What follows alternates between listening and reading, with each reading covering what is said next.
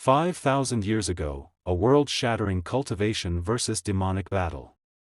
All cultivators were killed and every single cultivation sect in the world was destroyed. The entire world was destroyed. And then something different happened, in which new types of races were born. For example, knights, priestess, assassin, mage.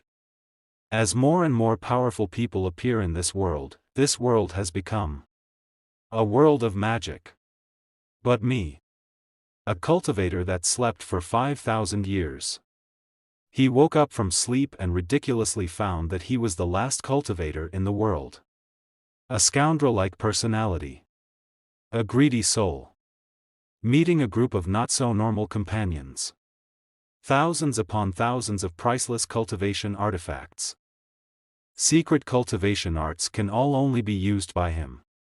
He has the ability to dominate all life hindrance and kill. The one with the important responsibility of reviving his cultivation sect. This lonely path of cultivation. Let's go forward to revive the glory of cultivators and his mission. And now, this Manhwa begins, on the outskirts of Pharaoh Town, the Lost Forest.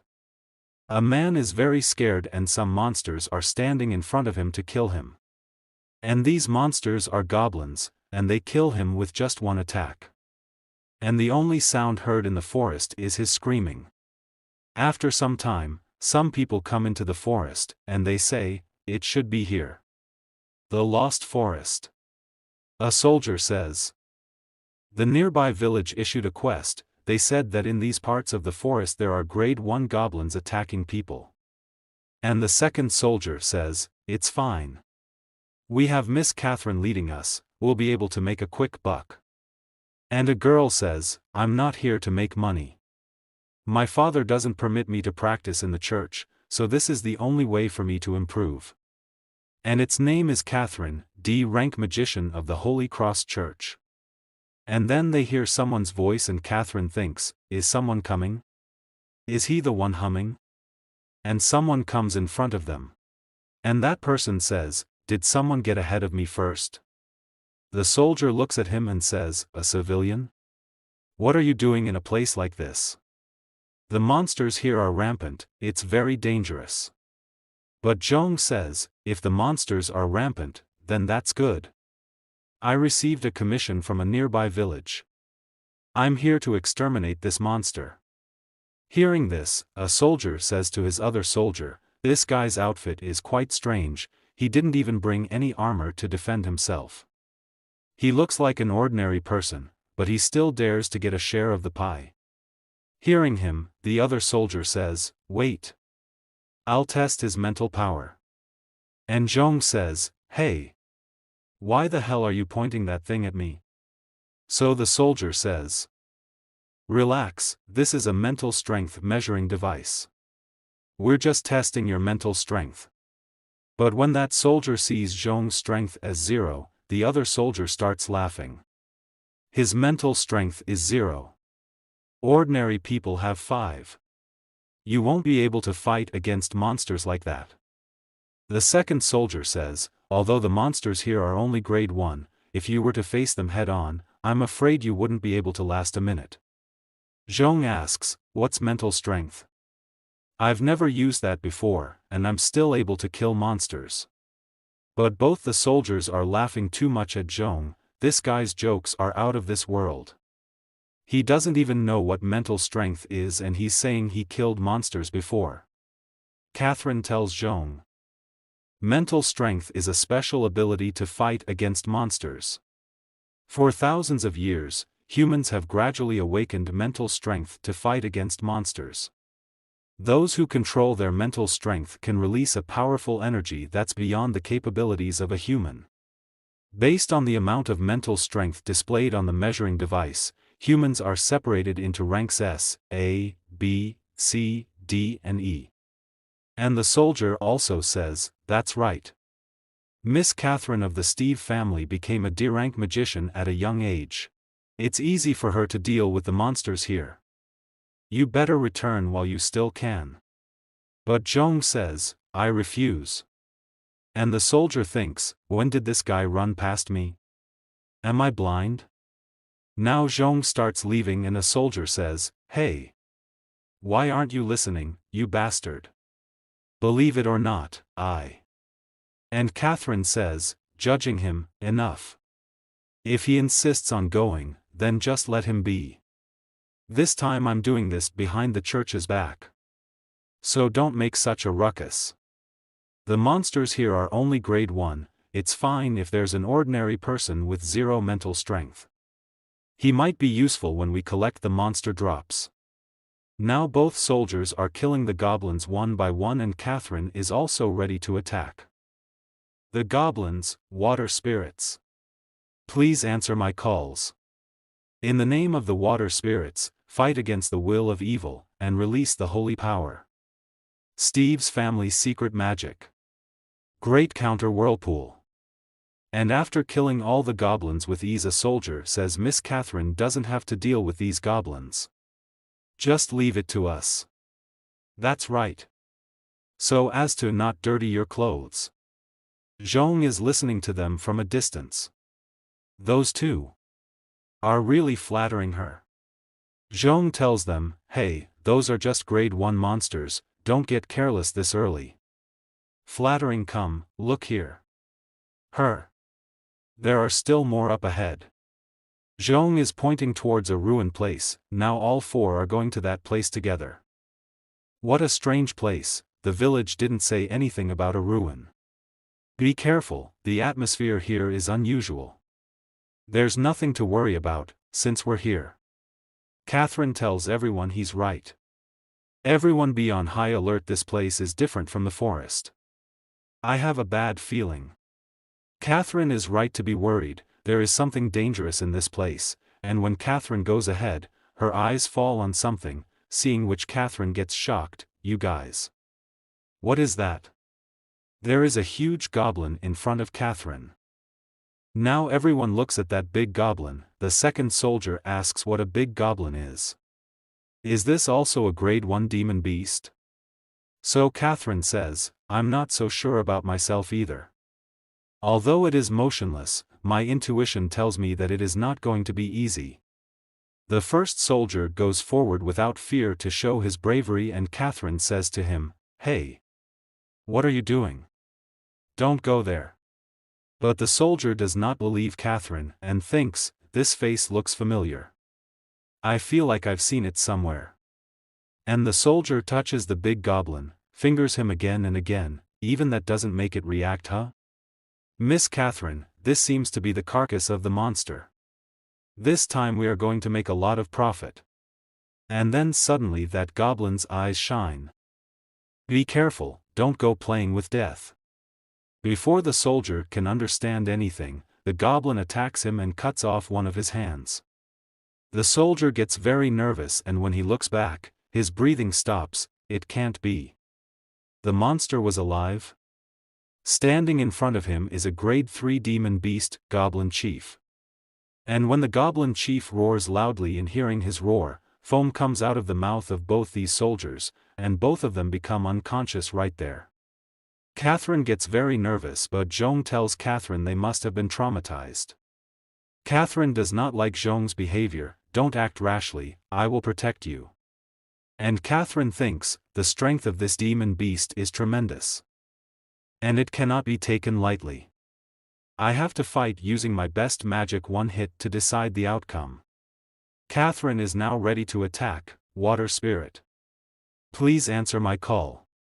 In the name of water. Fight against evil will and release the power of God. Come to your senses. Goblin. This is the profound magic that I learned after reading through the spell book. Catherine attacks the Goblin Chief, but the Goblin Chief is too powerful. He destroys Catherine's attack, and seeing this Catherine gets scared. It had no effect? How is that possible? This is at least the strength of a tier 3 demon beast. What should the Goblin Chief do when he moves forward to attack Catherine? Catherine forms a water barrier to avoid his attack, but the Goblin Chief's punch is very powerful, due to which Catherine's water barrier is broken. I used the water barrier to defend how I could suffer this heavy blow, damn it. I can't defeat it. According to the intelligence, there should have been only grade 1 demon beasts. How could this be? Tier 3 demon beasts generally have to be handled by sea-level hunters. 5 or 6 D-class will only be able to barely secure a win, but we only have those 2 E-rank knights who have passed out, and I have been seriously injured. Am I going to die here today? It's just that I feel sorry for that guy. Obviously, he's just an ordinary person without any psychic power, but because of my arrogance, we will die here together. The goblin chief attacks Catherine with a sword and Catherine closes her eyes. After a few moments, the smoke clears from that place, but Catherine is fine. She opens her eyes and thinks, am I not dead yet? And when she looks ahead, she gets shocked. Zhong is standing in front of him and has stopped the goblin chief's sword with his 2 fingers. Goblin chief is feeling scared, he is sweating, and Zhong is standing at that place very peacefully. Catherine is surprised to see this. How did he save me? And it only took 2 fingers to stop its attack. That is a tier 3 demon beast, you know? Zhong asks Catherine. Hello. Can you still move? So Catherine says, barely, I can barely. Hearing this, Zhong says, good, now, please step back. If I make a move, I'm afraid it will affect you. Hearing this, Catherine says, no problem. How's this? Is this far enough? And Zhong says, yeah, that's fine. Hey, big guy. Have you ever been struck by lightning? Goblin chief gets scared after hearing Zhong's words, and Zhong summons lightning in the sky and attacks the goblin chief with heavenly lightning. And lightning strikes the goblin chief from the sky. Catherine can't believe it after seeing this. He can actually call upon the heavenly lightning? That's incredible. Is he trying to hide being a lightning magician? Zhong tells Catherine, I'm done, you can come out now. Catherine looks at the goblin chief. That bastard is really dead. To be able to kill a rank 3 demonic beast within seconds with just a single light strike. This magic is too terrifying. It's been years since Pharaoh City has such a talented magician like him. And only release it at the right moment. I once heard from Dad that powerful people usually hide their mana, so that they can output a lot of damage within a short time frame. Don't tell me he's that kind of a person. And now it's morning, and both the soldiers look ahead. Incredible. This is a rank 3 demonic beast. Did that guy really kill this bastard? I can't even sense an ounce of mana from him. I also don't know what's going on here. Catherine comes behind both of them and says, there's no need to speculate. If he did not make his move in time, all of us would be dead. He's our savior. Although I don't know what he is doing. It's definitely because his strength is too profound. Now both the soldiers go to Zhong, savior. I admit that the both of us were talking behind your back about you last night. I hope that you won't be offended. A lot of material will be obtained from this demonic beast. I wonder how you'll divide it. So Zhong says, I want all of them. Hearing this, both the soldiers say, what? Do you want all of them? Then what about us? What we said yesterday was our fault. But isn't this too much? So Zhong gives each of them a toenail of a rank 1 goblin, and both soldiers say, a goblin's toenail? So this is our split? Isn't this too little? I lost my arm for this mission. Savior, can you give us something more valuable? After listening to both of them, Zhong says, just be thankful. I also treated your injuries with my medicine. I've used my best spiritual medicines to treat your injuries already, without you guys paying me, you know. After a long period of meditation, this mysterious man sorted out the loot from last night. I've already split all of the demonic beast materials to you guys. If there's no more discord, then I'll be going then. Hearing this, Catherine says, you're just going to leave like this? So Zhong says, yeah. I still need to go to the village to collect my rewards. Catherine watches Zhong leaving sadly. And when Zhong is leaving, a soldier says, he actually took all of the valuable parts away. Isn't this guy too stingy? But the second soldier silences him and says he didn't take the most valuable part. Last night I felt that the demonic beast was kinda familiar. But it turns out it was the goblin chieftain on the bounty list of the Hunters Association. As long as we bring the body back to Pharaoh City, we will be able to exchange it for a ton of money. Zhong overhears both of them because he is a cultivator. What did you guys say?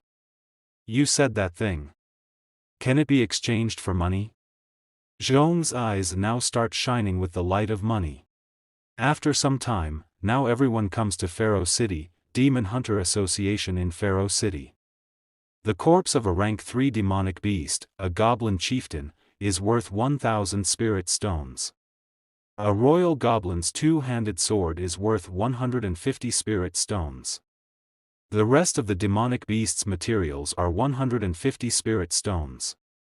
The total is 1,300 spirit stones.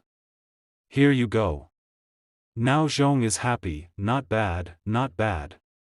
These spirit stones are the same as what I used a long time ago.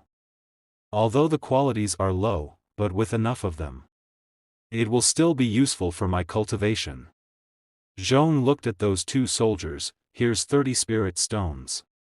Take it and go recover your injuries. And both soldiers become happy. Now I don't owe you guys anything. Farewell. Catherine asks Zhong to stop and holds his hand, but Zhong gets a little angry, but Catherine shyly says, I still don't know your name. Can you tell me? So Zhong says, my name is Zhong Tianshun. And now it is night. And the name of this place is, an inn in Pharaoh City. Zhong is bathing in hot water, this thing that is hanging around the neck of the goblin chieftain, even after being struck by my lightning bolt, it's still unscathed. And there's even spiritual energy of cultivators meaning from it. This must be something valuable. I'll keep it for now. And when Zhong sleeps, the necklace starts glowing and something comes out of the necklace, which also has a tail, and a beautiful girl comes to that place. It's been 5,000 years. I'm finally out. She is a 9-tailed fox, Bai Qing. Bai Qing looks at Zhong sensually. Is he the one who awakened me? There's a lot of spiritual energy emanating from his body. I didn't expect to have such a lucky encounter. In that case, don't mind if I do. What's this sensation? It's amazing. It's wet, it's moist, it's soft. A constant flow of spiritual energy is flowing through my body from his lips. This feels so good. But then Zhong's eyes open. Who are you? Bai Qing shyly moves away from Zhong. You're awake?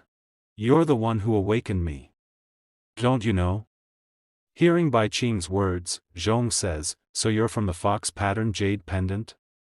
And then Bai Qing thinks something. I was in such a hurry to replenish my spiritual energy just now that I didn't notice that he was so handsome. And his body is very attractive. Why don't I have a taste of him?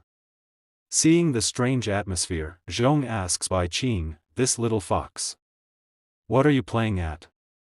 Zhong feels something strange and two girls come in front of him. Is the master taking a bath alone? Does the master feel cold and lonely? Why don't you let us serve you in the bath and accompany the master to relieve your boredom?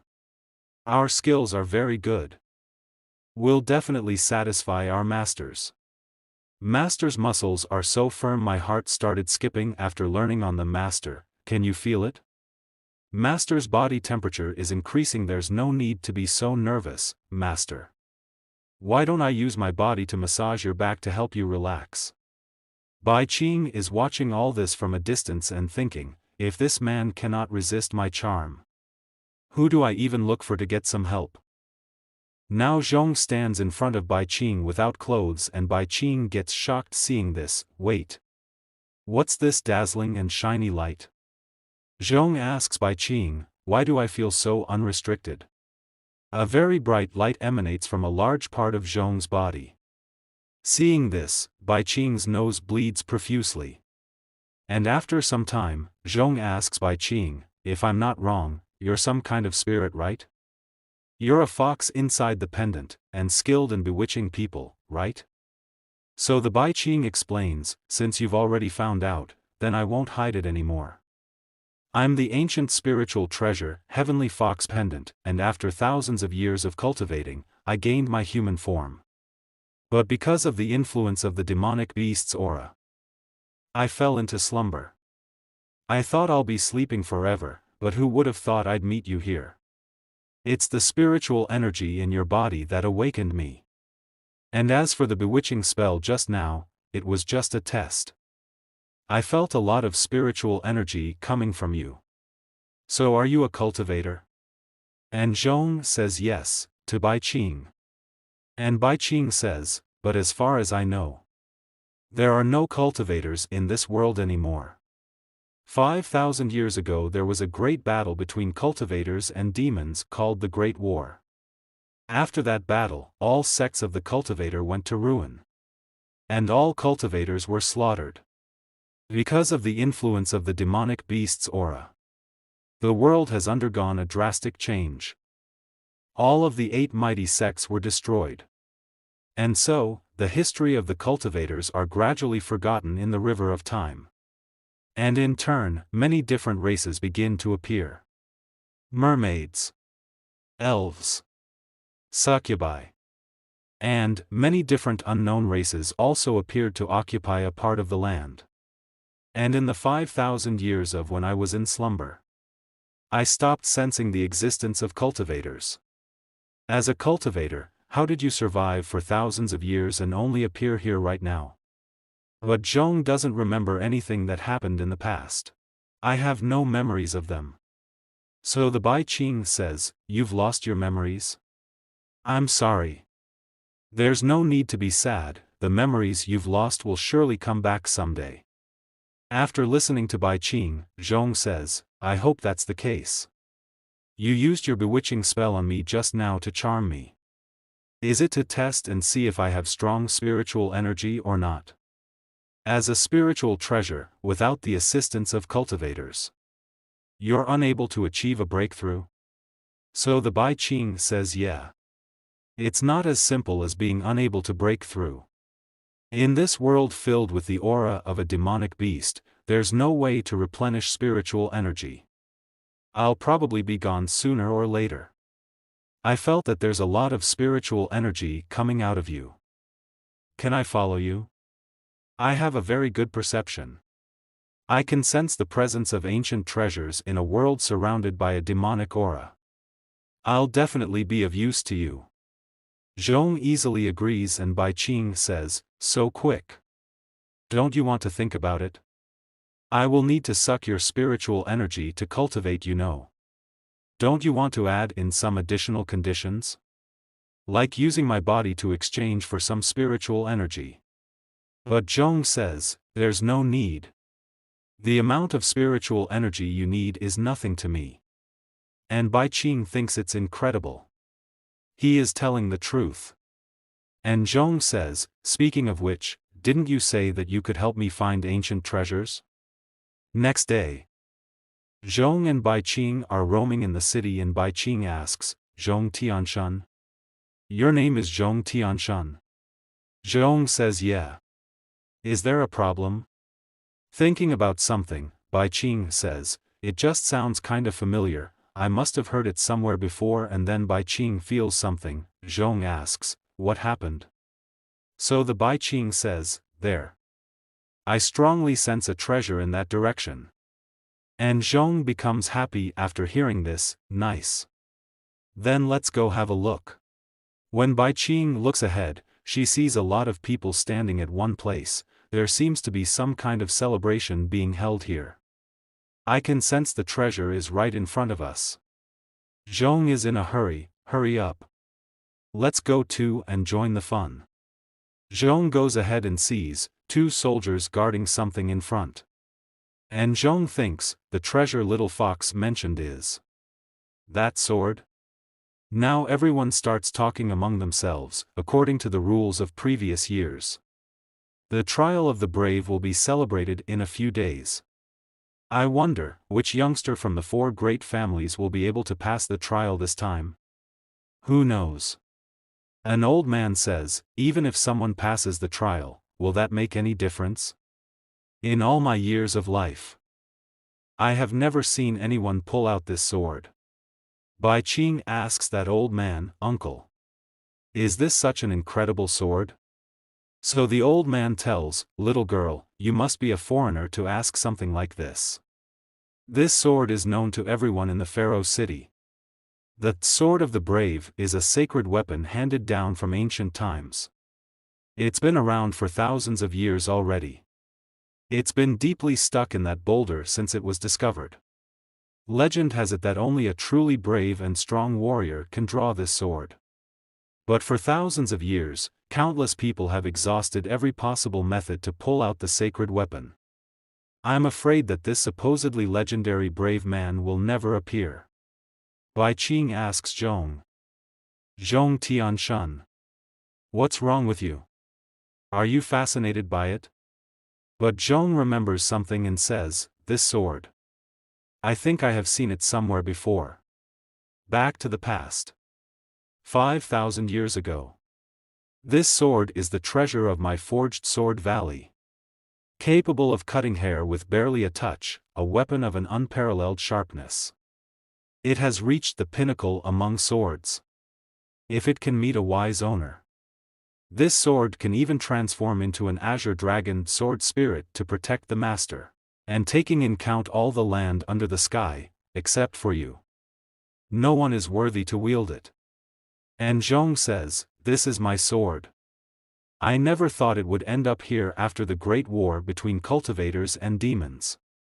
Bai Qing asks, "Is that really true?"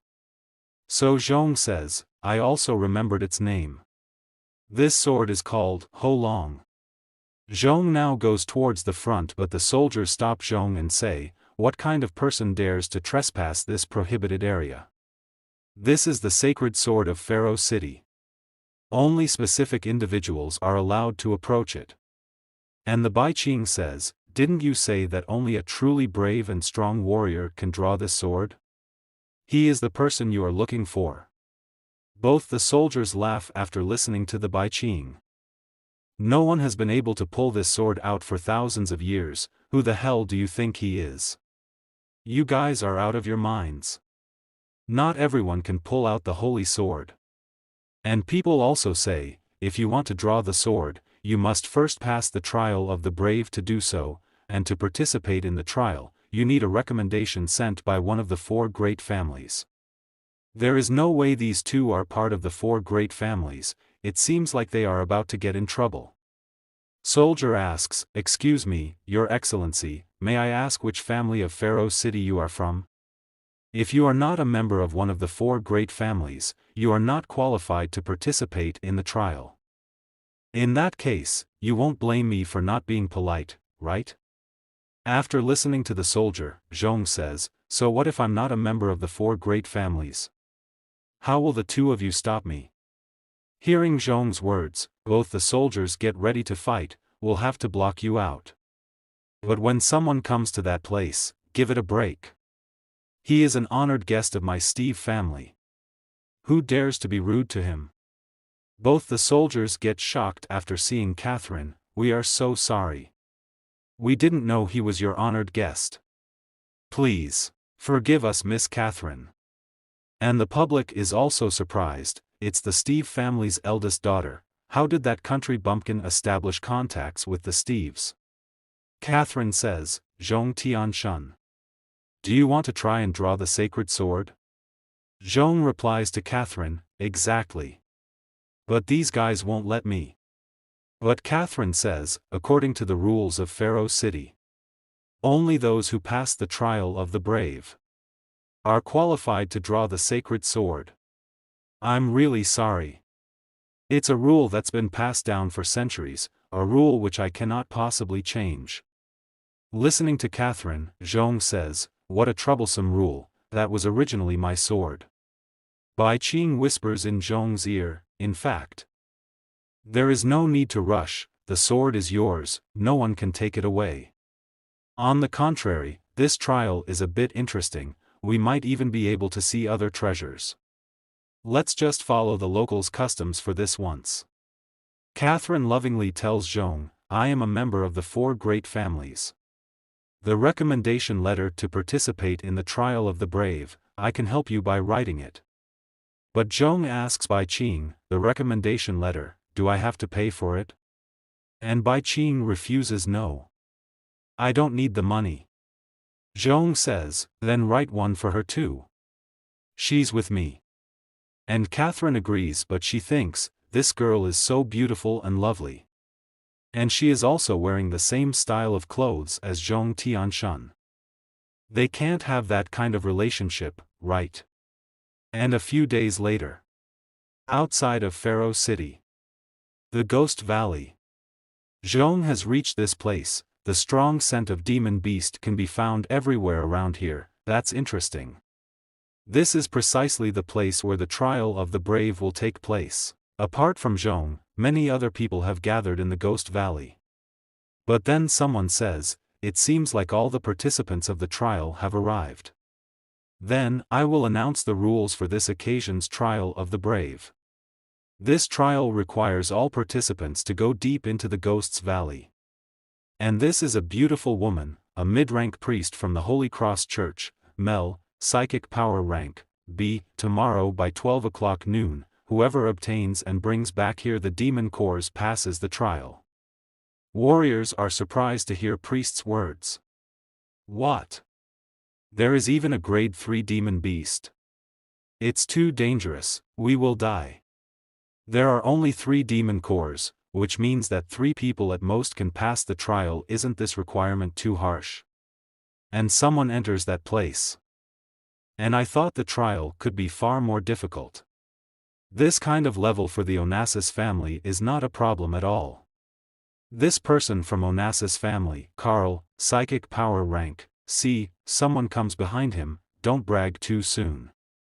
If this trial held every 3 years was so easy, there wouldn't be so few people participating. If you were to fail, you would only bring shame to your family. And this person from the DuPont family, Meyer, psychic power rank, C, seeing these two, everyone starts talking. The 2 most promising participants of this trial are Meyer and Carl. They are facing each other directly, this will be a good show. They are both geniuses, who will come out on top? The DuPont are one of the leading families in Pharaoh City. And being Spoon Meyer one of them, he must be stronger. In my opinion, Meyer will not only pass the trial, but he may even be able to pull out the sacred sword. Knight thinks, you heard them. I'm acknowledged as the strongest newcomer. You are not even close. And the assassin thinks, this idiot certainly is my biggest competitor. But don't be too proud. Obtaining the demon core is just the beginning. Only those who return here alive are considered to have truly passed the trial. When the assassin passes by Zhong, Zhong feels something, such a strong killing intent. This guy. I think Catherine mentioned him.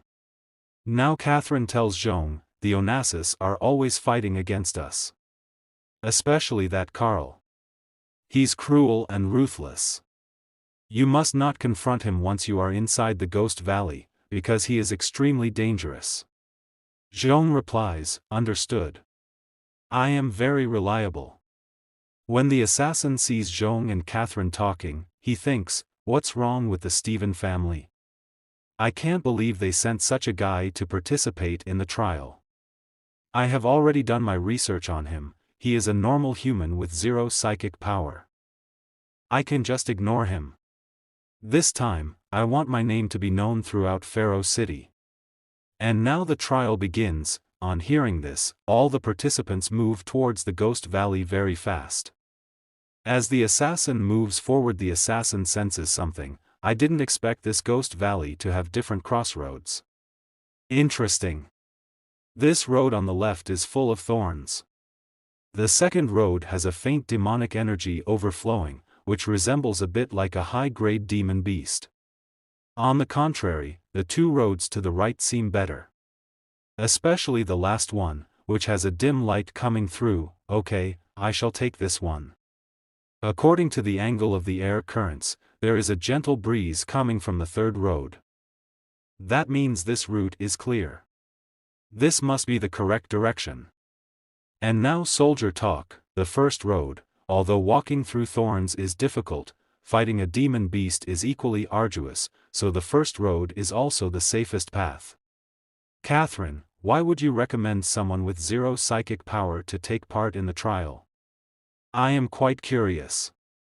Priest says to Catherine, letting ordinary people enter the trial is no different from sending them to a certain death. Aren't you afraid of ruining your family's renown by choosing him? Catherine replies to Priest, you are mistaken. I'm not doing this for the family, it's just that I want to fulfill his wish. Also, Zhong Tianshun, he's not an ordinary human. His strength is unfathomable. I am sure that he will complete the trial. Because he is the most reliable person I have ever met. Priest is surprised to hear this, the most reliable person. After some time, Zhong and Bai Qing. Both are confused as to which way to go inside. Bai Qing says, based on what Catherine said, Ghost Valley is divided into several areas. Right now there are so many crossroads, which one should we take? Zhong thinks for a while, wherever this branch falls, we will go in that direction. Bai Qing gets shocked after hearing Zhong's words. Are you serious? This is the method you thought about? Zhong says, that's right. This method is very reliable. Zhong uses his method and decides which path to take. Good. Let's go this way. But Bai Qing gets a little scared. This road seems a bit eerie. Zhong and Bai Qing are walking on that path, but Bai Qing is a little scared. Did you hear anything? But Zhong does tell no to Bai Qing, but my instincts are telling me there's something terrible here. There is an evil energy here that's weighing on my chest and won't let me breathe. Zhong thinks, that's because you are pushing your breasts too tightly against me, right? As soon as both of them go ahead, the voice becomes louder. Bai Qing looks ahead and sees something in front. Zhong Tianshun, look. What is that? A girl in such darkness, at a deserted place, in strange circumstances, her clothes are torn, she is flying in the air and her buttocks are as big as watermelons. What a scene! On this beautiful moonlit night, a strange girl is standing in front. Seeing this, Bai Qing gets scared, but Zhong is not scared. He goes towards the front, but Bai Qing tells Zhong, wait a minute. Why are you going over there? This is the Ghost Valley, she must be a female ghost blocking our path. But Zhong says, female ghost? How is that even possible? This is clearly a girl lost in the road. And Zhong says hello to the female ghost, and the female ghost also says hello to Zhong smilingly. And she shows her beautiful face to Zhong, but Zhong gets jealous after seeing her beautiful face. That's why Zhong hits the female ghost's face with his fist. So that the female ghost falls on the ground and her pride is shattered. It means the end. And Zhong says, it really was a female ghost. And Bai Qing says, it seems like the demon beasts here are female ghosts. Why do we have to take the most horrible route? Zhong tells Bai Qing, female ghosts are the best option. Come help me undress her. Bai Qing gets shocked after hearing Zhong's words and thinks, undress her? Actually, if you look closely, you will find that this girl's figure is amazing. Those curves are perfect. By taking her clothes off, he can't be thinking. Using this chance while the body it's still hot. And then Zhong tells Bai Qing, I'm ready. On hearing this, Bai Qing starts feeling shy, so fast. And Zhong says, this dress is made of satin. Although a little worn out, but if the amount is large enough, it can be sold at a very good price. And we can search for some other stuff in her body. And now Bai Qing understands, so this was your initial idea. Zhong tells Bai Qing, let's keep going. I hope there are many more female ghosts ahead. And Bai Qing is also ready, okay. I'll do whatever you say. Now Zhong and Bai Qing are searching for their second target from behind the tree, and they also find a new target. Zhong goes to the female ghost and says hello to him and shows his cute face. Seeing this, the female ghost becomes very happy and falls on the ground in doggy style. And seeing this thing, Zhong becomes very happy. And now, on this night, the nightmare of the Ghost Valley. Everywhere Zhong Tianshan and Bai Qing went, all the female ghosts became naked ghosts. And after some time, the participants are going inside the forest and they say, why is this place called Ghost Valley? Could it be that it's really haunted by spirits? This place is full of unhealthy energy. People used to disappear here, and it's unknown what those missing people experienced. By the time they were found, they could no longer be called humans. They became savages who devoured raw meat and had extraordinary strength. Also, they only appeared at night. If it isn't a ghost, then what else? As soon as these people move forward, a hand comes out of the ground and a beast appears in front of them. Many beasts come to that place. The participants get very scared after seeing them. Did these demon beasts hide underground to avoid the thorns? I miscalculated. Aren't they those missing people you were talking about? There are too many. We can't win against those numbers. And a beast attacks them. And there is a screaming sound at that place and blood spreads all around. Some time later, Zhong and Bai Qing are passing through the forest on a moonlit night, and Bai Qing thinks, although he is relatively stingy and acts in a reckless way. But on the contrary, being by his side, he transmits a sense of security. Even in such a chilling forest. I don't feel scared anymore. And then suddenly, another beautiful female ghost appears in front of them, who is flying in the air, and she says, it's amazing. There is anyone capable of getting deep into the heart of the Ghost Valley. Truly unusual. Are all those baby ghosts at the entrance lazy? And this is a female ghost, grade 3 demon beast, evil phantom maid. And further says, but take a look at the frail appearance of both of you. It seems like it won't be enough to fill my stomach. Hearing her, Zhong throws the bag and says, whether I can fill your stomach or not, I don't know. However, you definitely won't keep your clothes for long. This female ghost gets confused after listening to Zhong. What is going to happen with this female ghost? And what is Zhong going to do with this female ghost? Second part starts and the female ghost says, you said that I won't keep my clothes? What do you mean by that? After listening to the female ghost, Zhong says to her, literally what you've just heard, you don't even understand that?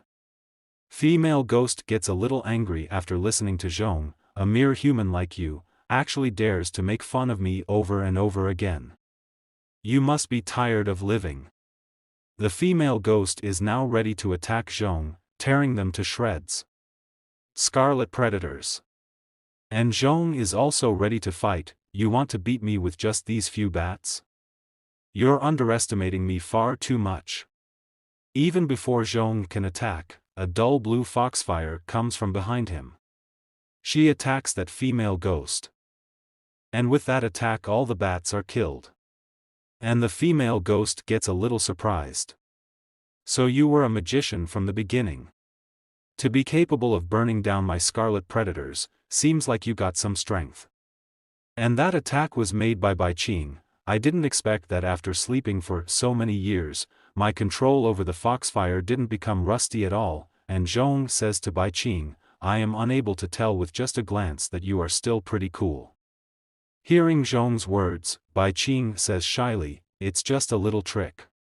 Now Zhong says to the girl, do you want me to leave the ghost for you? And the Bai Qing also says, better leave it to you. I'll just help by getting rid of the bats. Hearing the conversation of both of them, the female ghost gets very angry and she thinks, are these two out of their minds? They have the guts to ignore me. I'm one of the fiercest demon beasts here. And Zhong quickly moves towards the female ghost. Since the little fox won't take part in the fight, then I won't be polite. And the female ghost gets scared seeing Zhong coming towards her. This guy is really fast. And Zhong tried to grab that girl's breast, he targeted my chest. And the female ghost steps back and says, "What's going on with you? Are you some kind of odd pervert? Why did you touch my breasts? I'm a ghost." Zhong tells that female ghost, "Don't get me wrong. I am not targeting your breasts, it's just that your clothes look like they're worth a lot of money. So before hitting you, I have to help you by taking off your dress. Against this world's martial arts, nothing is unbreakable." Zhong attacks a female ghost using peerless speed, and Bai Qing is shocked to see the speed at which his hands are moving. So dominant. I can't even keep up with my eyes. And the female ghost starts screaming. She asks Zhong to stop. But Zhong doesn't stop. And a few moments later, the female ghost's clothes are flying in the air. And the girl has disappeared from that place. That means the end. A demon core appears in front of Zhong, seeing which Bai Qing says to Zhong, "This is the demon core, with it you can pass the trial." I can't believe it's on this female ghost's body. Zhong gets happy, "That's great. 2 birds with 1 stone." And the Bai Qing says, "Now that you've got the core, you have fulfilled the qualifications to draw your sword. Let's return the way we came." But Zhong says, "No need to hurry, we still have a lot of time. There are many more demon beasts in the Ghost Valley, not a single one can be spared." Meanwhile, on the other side of the Ghost Valley, another fierce battle was taking place. And the knight has killed a big beast. I got a demon core from the grade 3 demon beast. For someone like me, Meyer, a task of this level is no problem. Then an assassin comes to that place and says, "I didn't expect you to have defeated the grade 3 demon beast, and to have gotten the demon core of the trial. Meyer, you are a lucky man." The knight is surprised to see the assassin, "Carl. What are you following me for? Do you want to kill me and seize the treasure?" But the assassin doesn't pay attention to him. "Seize the treasure? I don't need to." And the knight asks the assassin, "So you also get a magic core? Since you didn't come to rob me. Then you want to get rid of me." Knight is now ready to fight, but the assassin gives a creepy smile after seeing the knight. And the knight says, "You want to kill me, but are you skillful enough to do so?" Then the assassin says, "We won't know until we give it a try." Now the knight moves forward to attack the assassin. "You are courting death." But the assassin stops his attack. And they both come back, and the knight says, "I'm surprised that you can equally match me in a fight. You've gotten stronger. Still, the psychic power of both of us is C rank, you alone can't defeat me." And the assassin says, "As expected, you truly are a fool. What makes you think that I am here alone?" And then someone shoots an arrow at the knight from behind, which hits the knight in the neck. And the knight thinks, "I am done. This is a poisoned arrow." And someone comes to the knight.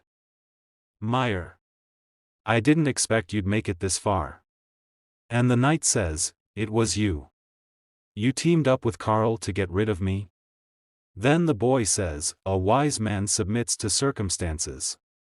The Onassis family, represented by Carl, grows in strength with each passing day in Pharaoh City. The only thing I have to do is cooperate with him, and I will receive a demon core. And this person from Walton family, Johann, psychic power rank D, and the knight says to both of them, "You two scumbags. Do you know the consequences of offending my DuPont family?" But the assassin places his dagger on the knight's neck, and tells him, "Whatever happens inside the Ghost Valley, no one outside will ever know." And kills the assassin knight. "Stupid. You've been fighting with me for so many years, at last, you have died by my sword. Now you can't be arrogant anymore." Johann says to the assassin, "Young Master Carr.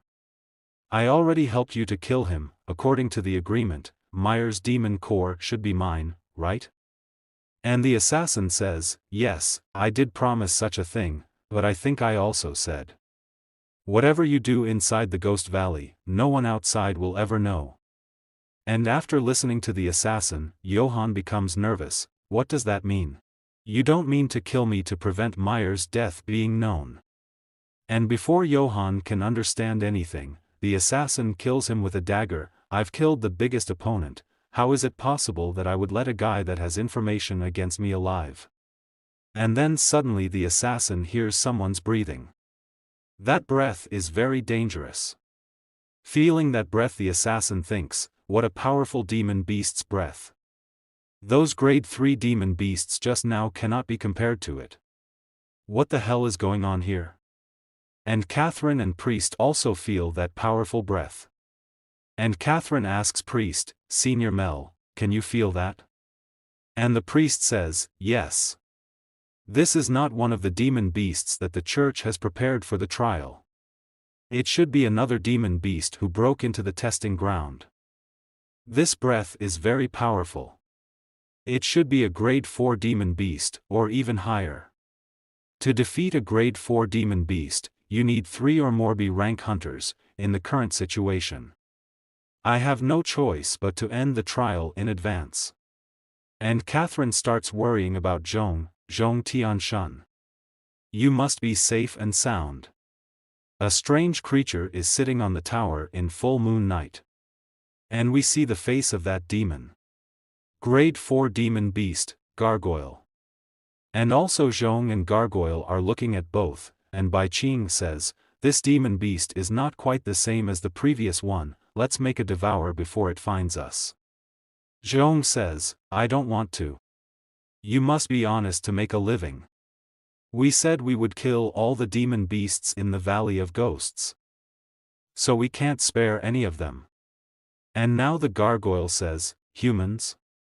And you didn't run away the moment you saw me. Such idiots are not really common these days. Is it because your psychic power is too low, and you can't even feel terrified by me?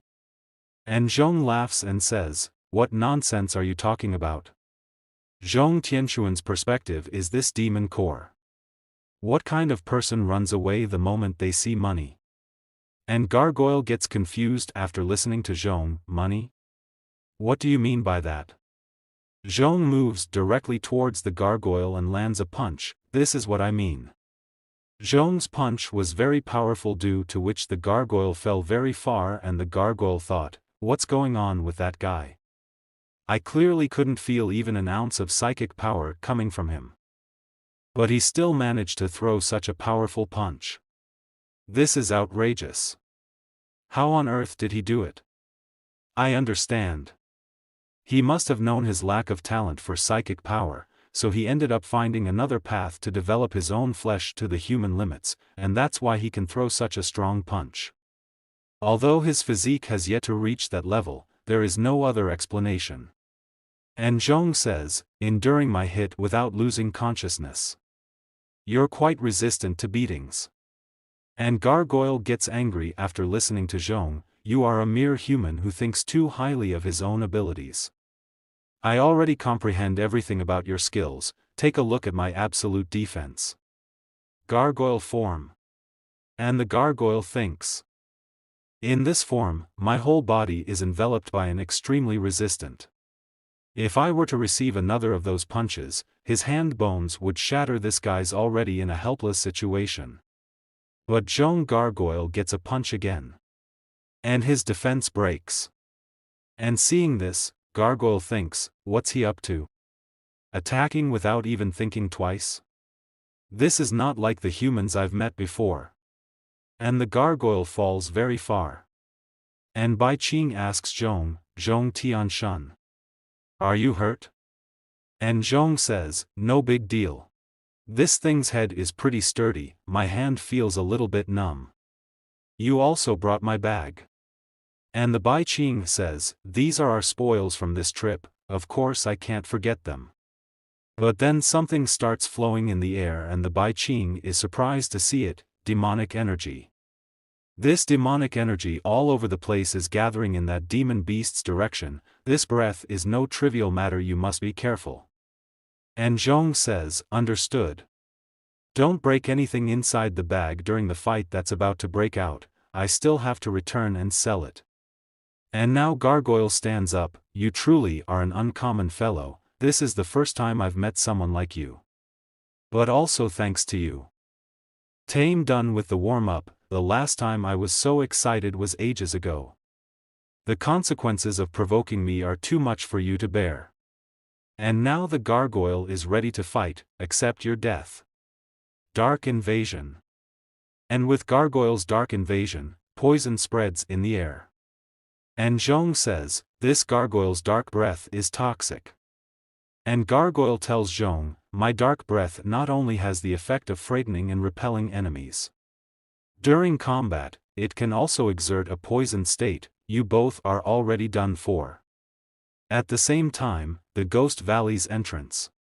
All the trial's participants were recalled urgently because of the intrusion of the Grade 4 demon beast. And Priest tells all the participants. Looks like the situation hasn't gone out of hand, the participants we could recall are all almost safe and sound. And Catherine asks the priest about that. There are 2 more people who are not back yet. Zhong Tianshun and Bai Qing. And now Gargoyle tells Zhong, my demonic energy has scattered through the valley, in a short time, everything in this valley will be infected by the toxins in the demonic energy. You've got no way out. And Zhong asks Bai Qing, little fox. Are you still scared? So Bai Qing says, I was a bit scared at first, but now that I'm by your side, I don't fear anything. Zhong becomes happy after hearing Bai Qing's words, and uses his power to create a barrier around Bai Qing. This is my golden pearl of protection. It creates a shield that keeps you safe from poisonous gases. And the Bai Qing says, if you have this kind of protection, why don't you use it on yourself instead? What is your plan by giving it to me? But Zhong said to Bai Qing, didn't you promise to protect my package? If the stuff in the bag is contaminated with toxins, I will have no chance of selling it. Hearing Zhong's words, Bai Qing thinks, Zhong Tianshun, you really do value money over your life. And Zhong smilingly thinks, the toxicity of this poison is gradually accumulating over time, I just need one move to kill it, then immediately cast a clear mind spell to get rid of the poison. And Gargoyle says to Zhong, you're already in trouble and still thinking about taking care of others? Do you think you can carry the poison and fight me at the same time? But Zhong says, you know nothing. And Zhong uses a spell, elf spirits, deceased soldiers, 7 dwelling stars to the light. 7 dwelling stars to the right. And looking at Zhong, Gargoyle thinks, what is this guy gesticulating? And he's also mumbling non-stop. Has he gone crazy because of my demonic energy? And the Bai Qing also thinks, I think I've heard this spell somewhere before. It seems to be the treasure of the Xiantian sect in ancient times. The Law of 5 Thunders. It is said that those who can obtain this magic can drive away thunder and lightning as well as pray for rain and sunshine. To control and subjugate demons, to avoid locusts and plagues, to refine spirits, I never thought Zhong Tianshun would be able to use such a powerful technique. And Zhong continues reciting the spell, those who defy me die, those who obey me live, Xian Nu, urges as a command. And Zhong is now ready to attack the Law of 5 Thunders, Thunder, Slayer of Evil. And now Gargoyle says to Zhong, magic? You can use magic without having psychic power? Humans are full of surprises. But can such a small magic sphere be of any use? I will let you experience a bit of the true meaning of magic. And the gargoyle is also ready to attack, arcane magic, orb of darkness. And gargoyle attacks Zhong, but Zhong is also ready, you are as ignorant as immature. This thing isn't magic. It's an immortal Taoist's art. And Zhong's attack is going directly towards Gargoyle and Gargoyle thinks it's impossible. Absolutely impossible. He pierced my orb of darkness. Am I going to lose? The master has ordered me to never let anyone disturb her. My mission is not yet complete. And a huge blast occurs at that place. Seeing that Bai Qing thinks, it is obviously just a small sphere of electricity, but it can explode with such amazing power. So this is the law of five thunders, truly hard to believe. And that blast is visible from a distance, which priest also sees and thinks, this formidable power is so strong that the whole Ghost Valley trembled. It's basically like an earthquake. Was this done by that demon beast? It seems I misjudged our situation before. This explosion has long exceeded the standard of a grade 4 demon beast, it's even higher than a grade 5 one. Having reached this stage, the last option I have left is to ask the Holy Cross for help. The only way to do this is to bring S-ranked or higher experts.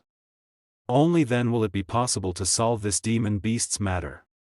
This night, the whole Ghost Valley was razed to the ground by Zhong Tianshan. And now Gargoyle is dead and Zhong says, it seems like I went a bit overboard. I basically burnt him.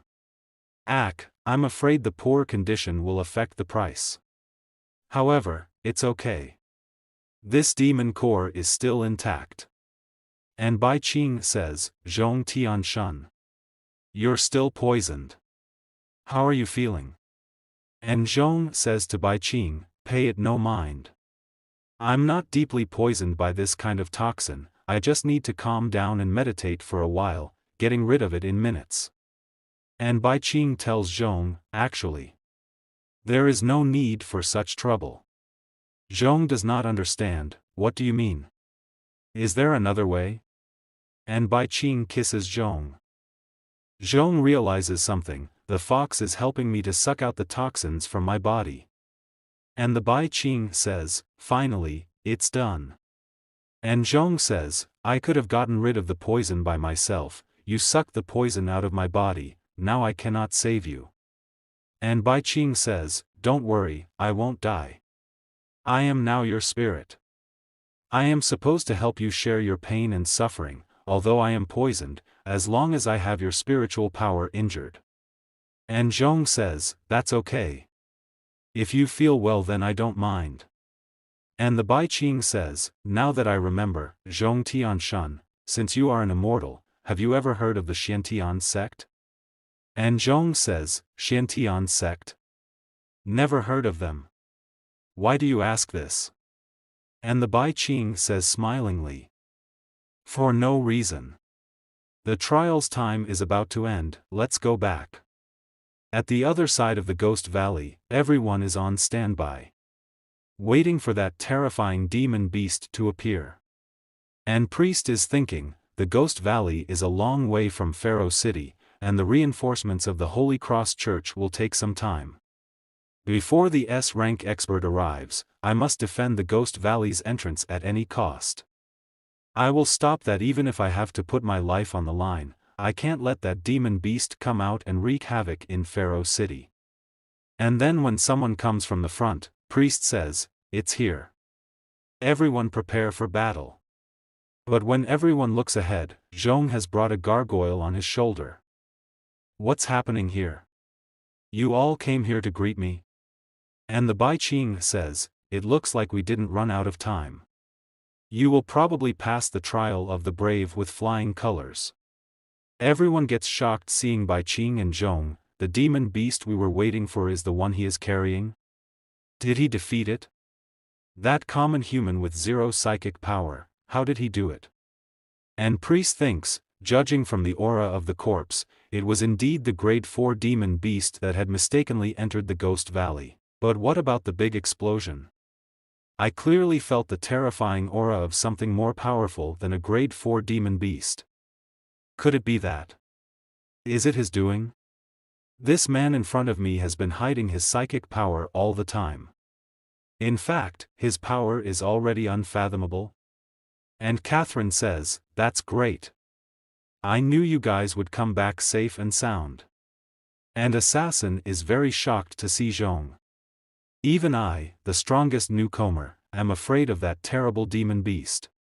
Why did it die at the hands of that little scumbag? Something that nobody knows must have happened in the Ghost Valley. That should be what led to the death of that demon beast. That scumbag must have just gotten lucky and picked up the prize. Damn him. Now Zhong throws a gargoyle on the ground and places his foot on it and says, "Are there any demon beast hunters here? Come over here and let me see how much money I can get for this thing." And the Bai Ching says, "Also these. All of the clothes from the spirits in the Ghost Valley are here. Let's make an estimated value." Priest is surprised to hear Bai Ching's words and Zhong asks Priest, "What's wrong? We are not allowed?" And the priest says, "You are. How do you want to sell all this?" And Priest thinks they have already beaten the grade 4 demon beast. I can't believe they still were in the mood to scavenge the materials of the underlings. What kind of people are you two? Shortly after Zhong Tianshan and Bai Qing left.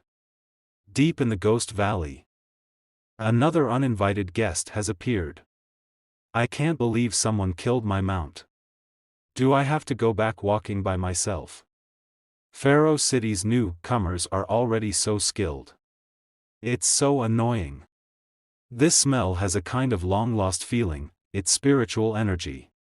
This is the trace of an immortal's battle. After the turmoil and trial of the brave has ended, Zhong Tianshan and Bai Qing sold the corpses of the ranked 4 demon beasts and demon beast items. After that, they all returned to the Sacred Sword Square. And Priest says, although the trial of the brave had a little twist and turn in the end, it ended without any danger. There were 2 people who got the demon core and passed the trial. Master Carl of the Onassis family got 2 ranked 3 demon cores. Zhong Tianshan, recommended by Steve's family, got a ranked 3 demon core. And a ranked 4 demon beast demon core that snuck into the trial field. And the assassin thinks, the ranked 4 demon beast is not even in the scope of the trial. According to the rules of the trial, I am first. How dare this scumbag steal my limelight? And Zhong says to the assassin, "What are you looking at? Haven't you ever seen ear picking?" Then the priest says, "Since you have passed the trial, you are qualified to draw the sword. Next is the sacred sword ceremony. Which one of you will go first?" After listening to priest, the assassin says, "I'll do it. I am the most outstanding descendant among the 4 major families. If there's anyone who has the best chance of pulling out the sacred sword, that would be me." And the assassin tries to lift the sword with all his power, but he is unable to do so and gets tired and loses. No way. It's impossible to pull it out. It seems that the hero's sword is just a legend after all. If I can't do it, then no one else can. And seeing that everyone starts leaving that place, it seems that this year's sacred sword ceremony is nothing special. Let's go. Master Carl has failed, there's nothing more to see. Maybe someone will pull it out next year. Catherine and Bai Qing see them leaving and say, "Carl is not the only one who passed the trial of the brave." That's right. Zhong Tianshan hasn't taken his turn yet. And Zhong says, "Don't worry about them. I'm just going to retrieve my own stuff." And the assassin thinks, what does that scumbag mean? It's like the sword is already in his possession. What a pain in the ass. And the priest also thinks, Zhong Tianshan, what kind of mystery is hidden in your body? And now Zhong reaches to pick up the sword. Zhong looks at the sword carefully and then he hears a voice, "You're finally here." Hearing that voice, Zhong thinks, it's talking to me. And Ho Long says, "It's been years, I've been waiting for you here. Do you still remember our glorious years? With my inertial drift. We fought side by side in the world sects and got out 7 times. At the end, we sat together at the waterfall in the back of the mountain and you cultivate and I pretended." And Zhong thinks, I have a bad feeling. This sword seems to be very exciting. Is it because he has been too lonely for the past 5,000 years? I'd better not worry about that. I'll take you home right now.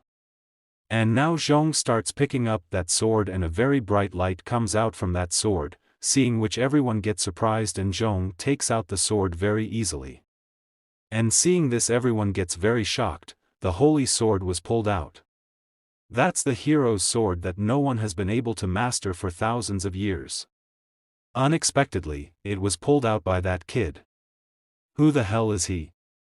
And the dragon comes out of that sword and says, "Finally, I'm out of that stupid rock. Shun shun. How does it feel to secure my magnificent figure again? And this sword is ancient artifact Yulong sword little azure dragon form. I guess you will be moved to tears. Why aren't you saying anything? Are you shocked by my appearance? Or are you immersed in the glorious years just talked about and unable to extricate yourself?" But Zhong says, "That's because I don't remember any of the stuff you told me. Is that how narcissistic you used to be? And don't you ever call me that again." And when people see the true form of the sword, they are very surprised. The holy sword has become a magical creature that has never been seen before. The holy sword and that guy were chatting very well. The holy sword was scolded by that guy. And Ho Long says, "I see. You have forgotten the past. But it's a good thing. After all, it's a miracle that you survived that battle. But even though you've lost your memory, you still managed to find me. This just shows that even after thousands of years have passed, my brilliance cannot be hidden. You are attracted by this sample drama, right?" And Zhong says to Ho Long, "You'd better change back to the way you were." And Ho Long listens to Zhong and says, "Huh. Is it because the dragon sword form is more handsome?" And Catherine thinks, "Although I don't know why the holy sword changed into that shape. But he did pull out the holy sword. I'll be the first to congratulate him." Then she says to Zhong, "Congratulations Zhong Tianshun. I always believed that you could do it. Now you are the worthy hero of Pharaoh City." And Zhong says, "Catherine, I have to thank you for writing me a recommendation letter." And hearing this Catherine says, "It's no big deal, it's all I should do for you. And I'm so happy. I was actually thanked by Zhong Tianshun." And suddenly someone moves fast in front of Catherine. Catherine can only see her tail, then Bai Qing hugs Zhong. "You can really manipulate such a top-notch artifact. You really are no ordinary person. Zhong Tianshun." And seeing this Catherine gets very shocked. And the Bai Qing says, "Following you is indeed the right choice. You're so amazing." And Zhong says, "I can't breathe. I'm almost out of breath. Do you want to suffocate me?" And Catherine thinks, "How did this happen? Is this because I'm too shy? If I can be a little more proactive, will I be the one hugging Zhongtian?" And priest comes to that place and says, "The legend is real. This is amazing. To think the sacred sword can actually transform. I have become the host for the sacred sword ceremony for a few years. It is my honor to witness the sword receiving an owner. Zhongtian. May I take a closer look at the sacred sword?" And Zhong says, "You can take a look, but don't break it. It's very you can't pay for it." After hearing this the Bai Qing thinks, "You didn't spend any penny for the sword at all." And Zhong says, "It's a little heavy, be careful." And the priest says, "Don't worry. I'm just taking a look." But priest finds the sword too heavy and it falls on the ground, and Zhong says, "See, I told you to be careful." And Bai Qing thinks, this isn't about being careful.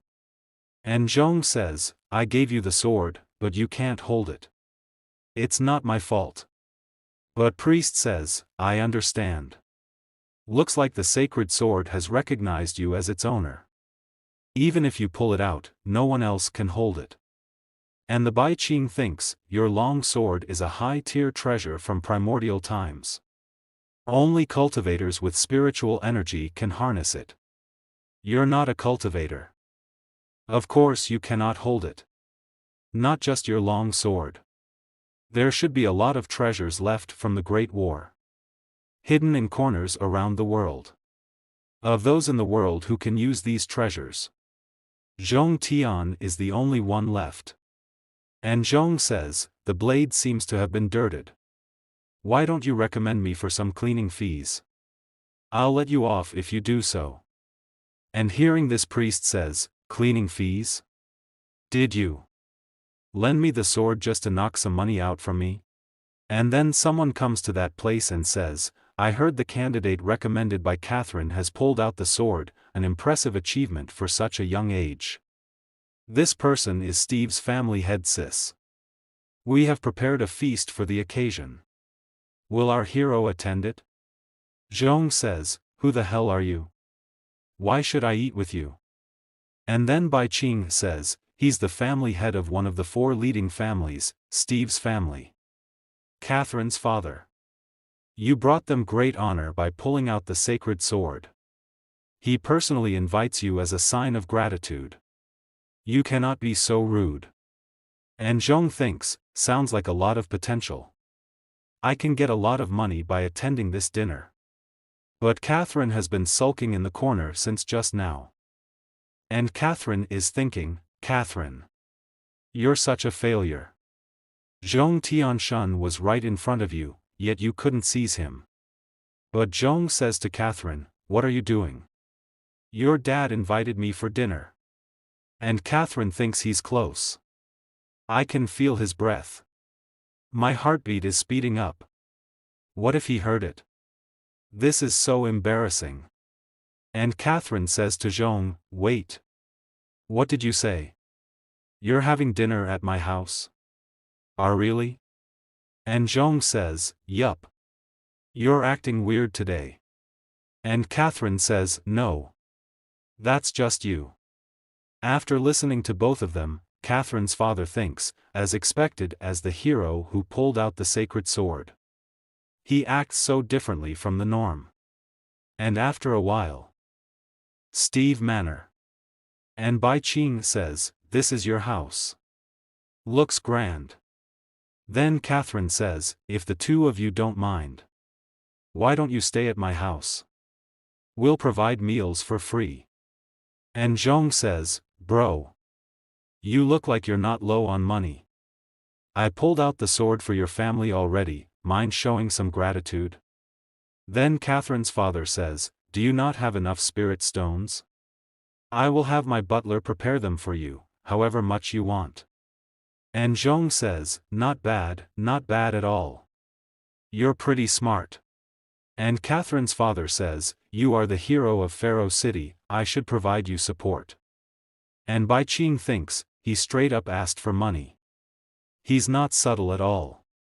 After this everyone comes inside and Catherine's father says, does our dishes not suit your taste? And Zhong says, you guys can eat, don't mind me. As long as I have money in my pocket, I never felt thirst or hunger, I don't know why myself. And the Bai Qing thinks so this is big. Legend has it, powerful cultivators can live without food or water, simply cultivating with spiritual energy. So he's already at that level, and he simply lost his memory. He himself doesn't know the reason behind everything. A few minutes later. And Ho Long says, I'm full. Hearing this, Zhong says, when did you come out? And Ho Long adds, I followed the smell, since I haven't eaten for 5,000 years. Seeing this, Catherine's father thinks, so this is the sacred sword's true form, it's incredible. It's amazing looking closely. And Catherine says, right, Zhong Tianshan. You didn't sell the demon core you took from Ghost Valley, right? And Zhong says, no. It's pretty rare, so I wasn't quick to sell it. What are demon cores used for? And Catherine says, demon cores are precious materials only found on high-tier monsters. They are rare, but the demand for them is high. Their biggest use is to enhance equipment. By adding a demon core when forging armor or weapons, it will greatly increase their quality. Because of its addition, it will also work better against monsters. The Monster Hunter Association has been actively purchasing demon cores. The grade 4 demon core in your hand is enough to buy a decent house in Pharaoh City. And Zhong thinks, amazing. A small stone like this is enough to buy a house. I'm rich. And then Ho Long feels hungry and says, this is a demon core. It's a little hard, but the butler taste is mediocre. Do you have more, Shunzhun? I want them. Shunzhun aura changed. And Zhong says, did you just eat at my house? Traitorous dragon. And Ho Long says, simply ate 2 demon cores, is there a problem? But Zhong gets an angry, traitorous dragon. The demon core is my house. Give me back my home. It took me a lot of effort to pull it out from the demon's head. But Catherine's father says, Lord Hero, stop. If you killed the sacred sword of Pharaoh City, I cannot explain it to the public, it ate your demon core, I shall recommend you a mansion. What do you think? And Zhong says, you said it yourself. Don't try to get out of it. And Ho Long says, Shunzhun, I can feel a powerful energy bursting out inside me. It seems that I have become stronger because of the demon core.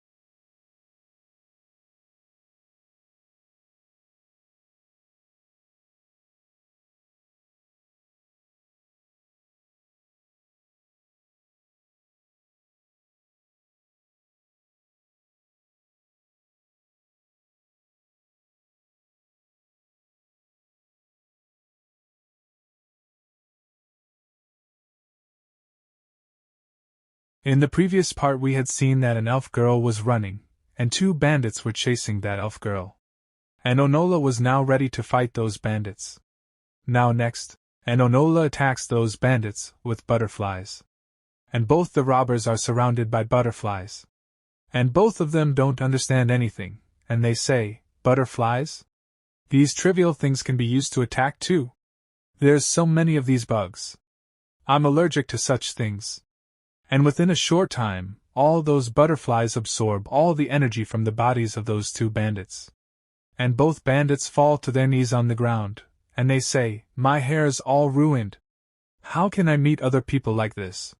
What kind of demonic art did you use? Turn us back right now." And Onola tells, "You brought this all on yourselves. You're still far from able to take on the elven race." And then 2 people come to that place, and they say, "This is the elven race's magic? How interesting." And this lady remains, "It's basically a rip-off of magic. It doesn't seem like anything much." And that lady's companion says, "It's not bad for the standards of the elven race. But compared to you, it's definitely nowhere close. This guy is, the Wild Bandits, Elite Bandits Mark, Telekinesis Grade A. And this lady is, the Wild Bandits, Elite Bandits Gina, Telekinesis Grade A. And Gina says, "Little girl, I have a good proposition for you. I'll spare your life if you lead me to the elven village. What do you say?" Onola gets angry after hearing his words, and she says, "I'm not little. You'll have to pay the price for looking down on the elf race's magic." But Gina says, "How weak. You can't use the same attack twice before your enemies." And using her power, she creates a whirlwind. And all the butterflies get trapped in that whirlwind. Then Gina says, "Strong magic is nothing if it doesn't touch anyone. Look closely, this is true magic. My whirlwind will wreck everything like a sharp blade. You'll lose all resistance in a blink of an eye." And Onola gets a little nervous seeing his technique, and she thinks, "I ran into such strong enemies upon my first time leaving the elven village. How unlucky! Must I really use that card?" And then someone comes to that place, and as soon as he comes, there is an explosion at that place. Seeing which Onola thinks, "What happened? The whirlwind dissipated. Did something fall?" And both Zhong Tian and Bai Qing have come to that place, and Zhong Tian says, "Is this the place?" So the Bai Qing says, "Yes, this is the place." And looking at Bai Qing Onola, she says, "The magic tool's aura is coming from her." And Onola is thinking, someone strange has shown up yet again. It seems today is riddled with unlucky things.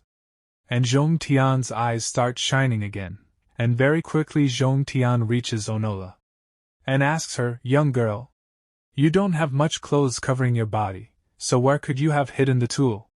But Onola does not understand Zhong Tian's words, and Zhong Tian starts staring at Onola's chest, and says to him, "Could it be hidden in here?"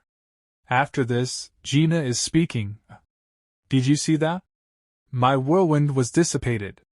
And Mark says, "Yeah. Not only that, we, the top 2 experts of the Wild Bandits, were completely ignored." And Mark makes his sword really big, and he says, "We must put on a show for him. I'll let him know what true power is." And Gina also activates her power, and she says, "That's right. People who dare look down on magic have no right to be on this earth." And both of them jump together to attack Zhong Tian. But Zhong Tian sees both of them, and says to them, "Are you bitches not done yet?" And both of them get scared after listening to Zhong Tian. And then Zhong Tian reaches both of them and slaps them very hard. And Zhong Tian says to both of them, "Do you not see me having a chat with this girl? Why are you so rude? How annoying!" And after receiving many slaps from Zhong Tian, both of them spin and fall on the ground. And they become unconscious, and Zhong Tian says to them, "Busybodies should just get lost. I'm a very busy man." And Onola says, "It's over?" The 2 of them were all very strong though. But the Bai Qing tells him, "Not yet. There's still the most important part." Then Zhong Tian says, "Centurion space. Strip everything from them, don't leave anything behind." And Zhong Tian takes all the clothes and weapons of those 2 bandits. And seeing this, Onola's cheeks turn red, and she thinks, is stripping them the most important part? He stripped the rest, and I'll be next. Then Zhongtian turns back, and his eyes are shining. And seeing this, Onola gets goosebumps, and she says, don't do anything funny. Don't strip me, I'm not very nice to look at. Please, please, please let me off. This is my first time leaving my village. I don't know anything. But Zhongtian says, I don't want to strip you. I'm an upright person. And Onola says, aren't you here to assault me? And after some time, Onola and Bai Qing are sitting on the ground, and Onola is telling the Bai Qing, Heavenly Ancestor Zong's magic tool? I don't have something like that on me. And the Bai Qing says, but I can sense its aura coming from you. I'm never wrong. And Zhongtian tells Onola, yeah. You could be hiding the tool on your body. And Bai Qing asks Onola, Aurora, to try and recall. Did you eat anything strange? So Onola says, I haven't. But us leaves will drink magical spring water. And the Bai Qing asks, spring water? What's spring water? And Onola tells, that is our spring of life. According to the village elder, it's because of the essence of the spring water that we elves were born. As long as we drink from the spring of life, not only will it dispel dark spots, it will also prevent wrinkles. It whitens the skin and makes it soft and supple. It can even give one a heart of water and voluptuous breasts. When we are of age, we will also immerse ourselves in the water. Those who are immersed will become pregnant and carry new elves. As such, the spring is also a holy figure to us elves. And after listening to Onola's words, Bai Qing understands, and she's thinking, that's it, the spring must have something to do with the magic tool. I'm able to sense the magic tool's aura on her because she drank the spring water. And Zhongtian is thinking, I'll be able to make a lot of money if I sell the water. And Onola further tells both of them, actually, I left my village for the spring of life. A few months ago, a group of demons seized our water. Their methods were extremely underhand, and they used very strange tentacles to attack. Once we were captured by those tentacles, our limbs would grow weak, and we would be unable to retaliate. They are the natural opponents of elves. I actually ventured out to find people who would get rid of the demons. You two are strong beyond belief. So would you be willing to save the elf race from this calamity? And after listening to Onola, Zhongtian says, we will. No, we must. And the Bai Qing is thinking, Zhongtian Shun is this determined. It seems he knows about the possible connection. And Zhongtian says the spring of life is extremely precious, so how could it fall prey to a mere tentacle monster? After some time, all three reach near a dark forest, and the Bai Qing says the elven village is in such a gloomy place? So Onola says this is to protect the elf race. As long as we pass through this forest, we'll be able to see the village. And Bai Qing says, I see. But why have you been stealing glances at Zhongtian Shun all this while? And Onola says, I didn't have any ulterior motives. It's just that the elf race only consists of women, so I have never been this close to a man before. As such I kept glancing at him out of curiosity. Actually, us elves have never seen men before. If Zhongtian Shun enters the village like that, it might cause a great disturbance. Do we need to disguise him a little? And the Bai Qing says, disguise? Do you plan on making him cross-dress? And Zhongtian is imagining himself in a girl's clothes. Then he says, I was the one who you invited, so why should I have to sneak about? I look like how I do. Since the elves like to stare, let them. And after crossing that forest, now all three reach that place. And when we look ahead, there is a very beautiful village, and Zhongtian looks at that village and says, oh, so this is the elven village. What a nice view. Yes. It is really a nice view. If you also like this beautiful view, so please comment and don't forget to subscribe my channel. Thanks for watching. In the last part we saw that Aurora had brought Zhong and Bai with her to the elf village.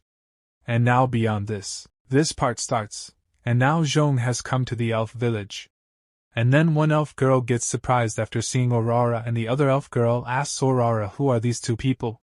So Aurora tells them that these people are my saviors. And also they have come to help us. and we can take back the spring of life. And both of them become happy after hearing this. But another elf girl asks, but why does this person look a little different? And also why is his chest flat? And hearing this, Joan gets angry and says, I am a man? And hearing this, the elf girl gets surprised and her cheeks turn red, and as soon as all the elf girls hear that a man has come to this place, there is an uproar. And Aurora thinks the game is over now. I knew something like this was going to happen. And now all the beautiful elf girls are coming running to meet Joan. All those elf girls want to see what a man looks like. And now all the elf girls straighten their butts, and get into position. And they start staring at Joan, and they say that this person looks completely different from our tribe. And he is really very handsome. And Joan is surprised to hear what all of them are saying. He is not even able to say anything. Then Bai comes behind Joan and says, I can't believe that you have become so popular. And Joan also says, yes, it seems that I am very extraordinary. And then the dragon comes out of Joan's body and says to Joan, son, you are really very amazing. I did not think that you would bring me to such a wonderful place. And Joan asks Dragon, what is going on in your mind? So the dragon tells that I have come here just to meet my sisters. And it's a wonderland. My eyes are filled with so much love for them. And when the girls see the dragon, they are surprised and say, so big and so long, it came out of that man's body. The ability of that man will be very amazing. And the dragon is saying to those girls, ladies, would you like to ride on me? It doesn't matter how many of you guys come. I will handle it all. And one of the girls also says to the dragon, is it possible that we can ride on you? But there are too many of us, will you be able to handle us? And Joan is getting angry after hearing all the dragon's words, and asks Bai, should I kill this dragon? If I kill it, will my sword be decapitated? And Bai replies, I don't think so. And then another elf girl comes there, whose butt is very big. And as soon as she appears, Aurora gets a little surprised to see her. And fearfully she says, sister, forgive me that I have brought a man here. And Joan thinks this elf girl is Aurora's sister? And we see that beautiful elf girl who is looking very amazing. And this is the elf queen, and her name is Uefu, and her power is telekinesis, and level is S. And Uefu says, never mind, after all the 5,000-year-old taboo of our ancestors has now been broken. And anyway this guy has come to help us. So it doesn't matter to me. And Aurora becomes very happy after hearing Uefu's words and Joan asks Bai, Aurora's sister does not seem serious to me. And the queen also says really? Then Uefu says to Aurora, will you show this village of ours to our guest? I want to discuss with this man how we can take back the spring of life. And Aurora agrees to this. And now Uefu is taking Joan with her towards her room. And Bai doesn't feel good seeing this. She thinks I am looking a bit strange. Might the elf queen take advantage of Joan? After this, now Joan is following Uefu and says to Uefu, there is no need for us to discuss much. Just take me to that place. I will kill all the monsters. But Uefu says, take it easy. There's no need to be so hasty, and those monsters aren't that easy to kill anyway. You follow me, to my room, we will make a solid plan there. And you shouldn't be so hasty. You are very young. And Uefu is drooling, I feel something is wrong, and she says that you have a lot of energy inside you, or should we say stamina. Joan is unable to say anything after listening to Uefu. Then now both of them come inside the room, and Uefu says to Joan, I had controlled myself a lot. Because there were a lot of people outside, but right now in this place, there are just the two of us. And after listening to Uefu, Joan says, have you achieved your wish? So let us make a strategy as to how we can take back the spring of life. But Uefu says there is no need to do so in a hurry. First of all, there are some matters which need to be looked after first, and anyway I was waiting for something to do. And Uefu comes close to Joan and says, please help me. I need something from you. I don't know why I am getting very attracted to you. What is my small heart? He is beating very loudly. It seems that there is a very distance between us, less on. We should not waste more time.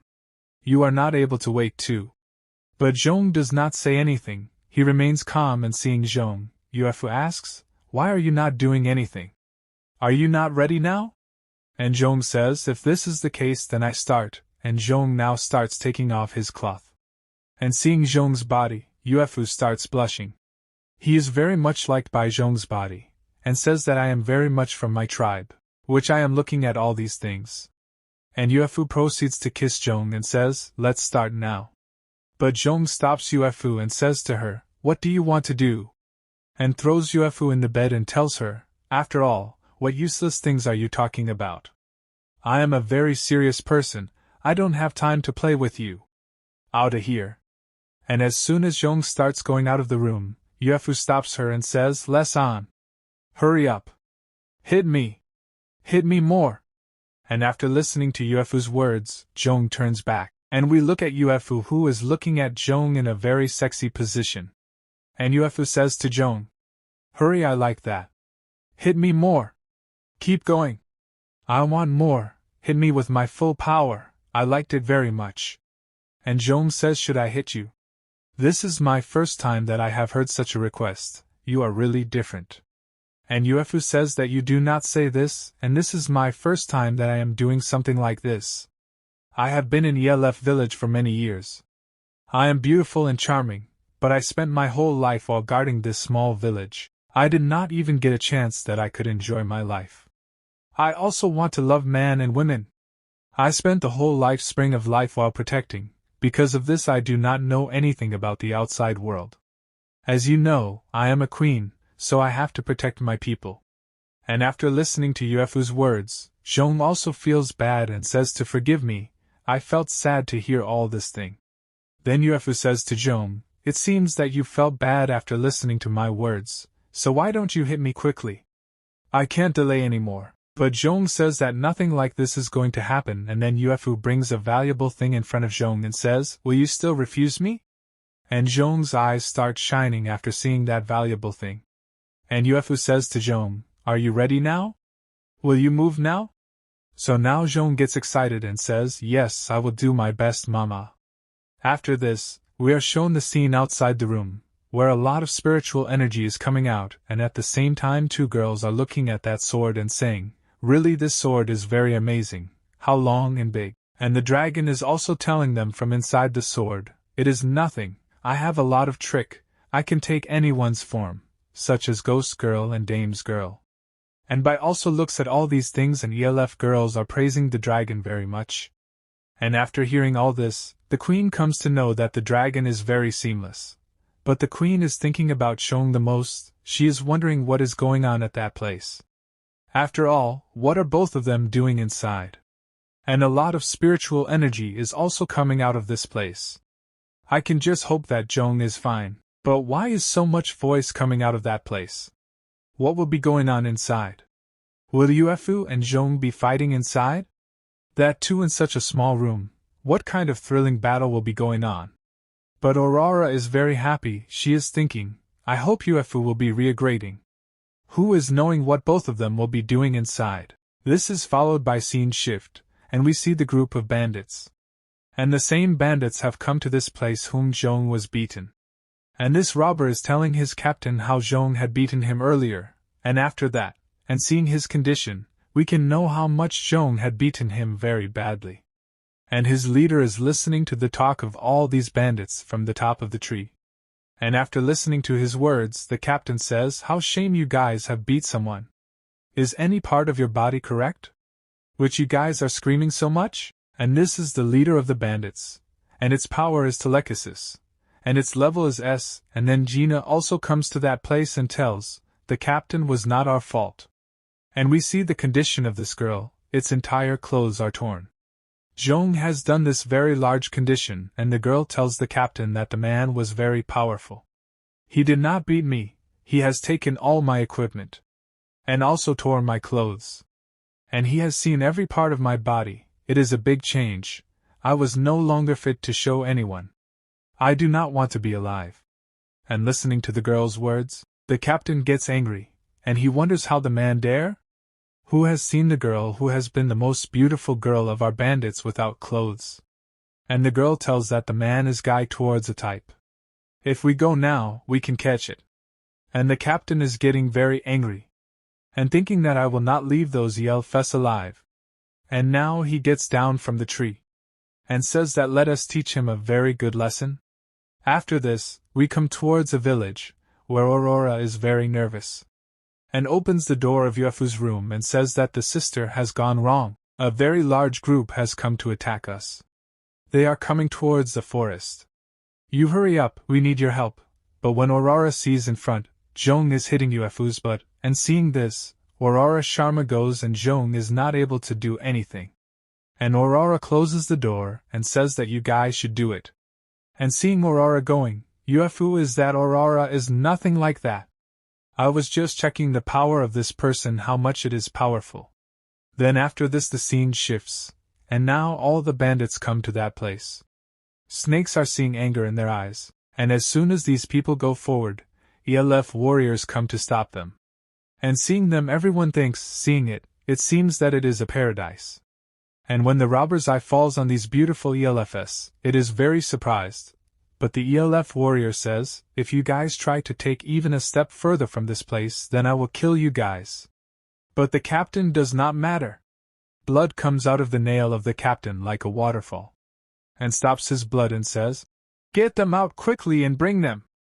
I will take them to the camp. And after listening to the captain, the girl thinks, what does the last talk? We came here to take revenge here? Will it not take me a revenge? And all the bandits move forward to catch those ELF girls, but then someone comes to that place. And says that how did you dare to come to this place of useless people? I will kill you guys. And then there is a very big blast at that place. And in a while, the bandits are injured, and faint on the ground. And Yuefu has come to that place which is not going to leave these people alive. And when seen from between Captain Yuefu's legs, he sees a very beautiful girl. And at the same time Yuefu is threatening them all and speaking, if you want to stay alive then run away from here.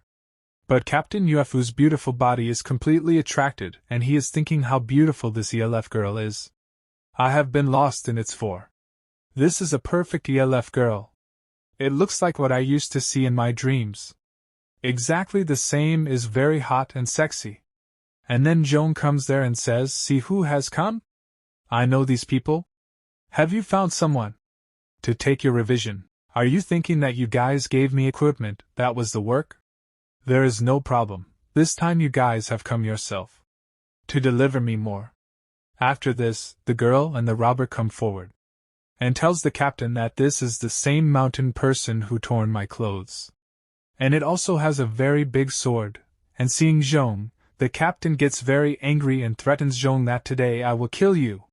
And goes ahead to attack Zhong, but then Yuefu kicks her captain, and says, get out. After all, how did you dare to touch my love? After Yuefu kicks, the captain comes back, and thinks that Yuefu is very powerful. And this ELF girl is as strong as class level. And then Zhong comes behind Yuefu, and asks Yuefu, what are you doing? That person took my name? And tried to attack me? And at the same time he has a lot of hair. And Yuefu turns back and says that you are just my crush. And I will not even let anyone touch you. I have a lot of power but still it is powerful. But it doesn't matter, do you want to hit me again? And all three are surprised to hear Yuefu's words. And this shows that Yuefu is very careful, and after listening to Yuefu's words, the captain becomes stone. He cannot believe that Yuefu loves Zhong so much. While Zhong is a dame last. Then Yuefu orders all ELF girls as long as Zhong is here. Till then we do not have to let anyone touch him. That is why all the warriors send them all with me to the same place. The place where these people have come. And after listening to Yuefu's words, all the warriors proceed to fight the bandits. And at the same time, the captain also orders all his bandits to fight with them all together. And on hearing the order of the captain, all the bandits move forward to attack. And now the fierce fight starts at that place. Yelef is killing those bandits, and at the same time that girl killed many warriors. All fight at this place. And now Yuefu comes in front of that robber, and a lot of energy comes out from inside. And she tells him, all this is happening because of you. I was spending a lot of time with Zhong. But because of you I could not fulfill my dream. All this is your fault. My good mood got spoiled due to your mistake. so I will definitely punish you. But Captain replied to Yuefu, why are you thinking so much about her? I am better than that man. I can take care of you very well. But Yuefu gets angry and she says, you are not uniform. Zhong is very good with you, so now I will deal with you quickly, and will enjoy Zhong again. And Yuefu attacks the bandit with the monolith beam. And that robber is still explaining to Yuefu, and saying that I am a leader of all the postal people. And he tries to stop Yuefu's moonlight beam attack with his hands. And stops Yuefu's attack with great difficulties. And he tells him, it seems that we are both of S-class level, but still I cannot tell who will win both of us. So Yuefu replied to that robber, it is good. You have a lot of faith in yourself, it's not so bad.